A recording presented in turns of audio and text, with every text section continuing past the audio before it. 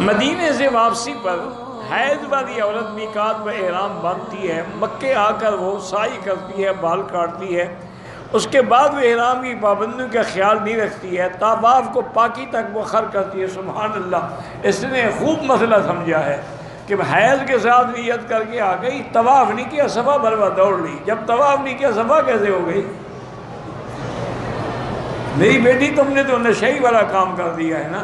نشئی تھا نا، وہ بیچارہ جاتا پیشاب کرنے کے لیے، وہ بیٹھ جاتا، پیشاب لمبا ہوتا ہے نشئیوں کا، بھنگیوں کا، تو وہ پانی بہہ جاتا، دیکھتا لوٹا خالی، پھر لوٹا بھر گیا تھا، پھر لوٹا، تیسرے دفعہ اب لوٹا بھرا، کہنے لگا اچھا اب استنجا پہلے کروں گا، پیشاب بعد میں کروں گا۔ تم نے بھی وہی کام کیا، دم بھی پڑ گئی، عمرہ بھی دوبارہ کرو۔ یہ کیا مذاق بنا رکھا ہے تم نے کہ صفا مروہ پہلے دوڑ لی، بال بھی کاٹ دیے، سب کچھ کر دیے؟ کیوں؟ کس بات کے بال کاٹ دیے؟ طواف جب نہ ہو صفا مروہ نہیں ہو سکتی۔